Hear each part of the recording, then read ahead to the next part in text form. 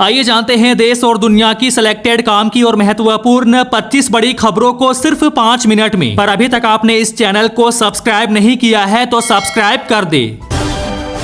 महाराष्ट्र के नतीजों पर बोले पीएम मोदी, कहा कांग्रेस खुद भी डूबती है, दूसरों को भी डुबाती है। प्रधानमंत्री मोदी ने एकनाथ शिंदे को जीत की बधाई दी। रागिनी नायक ने कहा, इतिहास गवाह है, ऐसा कोई सगा नहीं जिसे बीजेपी ने ठगा नहीं। राहुल गांधी बोले, झारखंड के लोगों का इंडिया को विशाल जनादेश देने के लिए दिल से धन्यवाद। झारखंड में मिली जेएमएम को शानदार जीत, हेमंत सोरेन ने जनता को दिया धन्यवाद। महाराष्ट्र के चुनाव में मिली हार पर और सीएम योगी के नारे पर उद्धव ठाकरे ने कहा, महाराष्ट्र में बीजेपी का बटेंगे तो कटेंगे नारा नहीं चला। देवेंद्र फडणवीस ने कहा, जीत में मेरा बहुत छोटा योगदान है, हमारी जो टीम है उस टीम ने जीत दिलाने में अहम योगदान दिया है। प्रियंका गांधी बोली, झारखंड में इंडिया की प्रचंड जीत के लिए हेमंत सोरेन जी, कल्पना सोरेन जी, कांग्रेस पार्टी के सभी नेताओं, कार्यकर्ताओं और गठबंधन के हर एक सदस्य को बधाई। बाबा सिद्दीकी के बेटे जिशान सिद्दीकी चुनाव हारे। राहुल गांधी बोले, महाराष्ट्र के नतीजे अप्रत्याशित, हम इस पर मंथन करेंगे।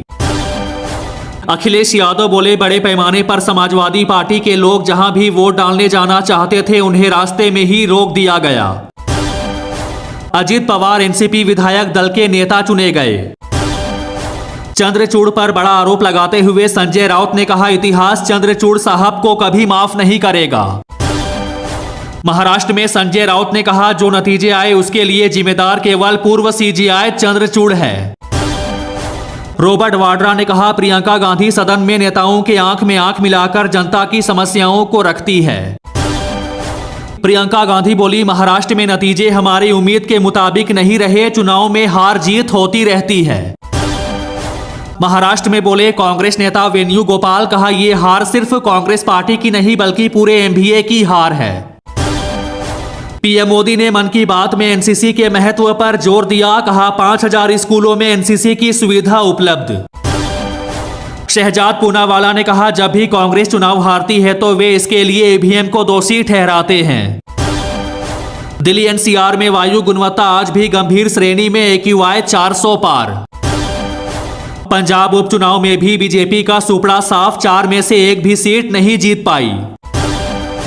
कर्नाटक उपचुनाव में सभी सीटों पर कांग्रेस की शानदार जीत। वायनाड में प्रियंका गांधी की बम्पर जीत, तोड़ा भाई राहुल गांधी के 2024 का रिकॉर्ड। बिहार उपचुनाव नतीजों के बाद राज्य में बीजेपी सबसे बड़ी पार्टी बन गई है। महाराष्ट्र में जीत के बाद देवेंद्र फडणवीस ने कहा, पीएम मोदी के नारे को महाराष्ट्र ने स्वीकार किया।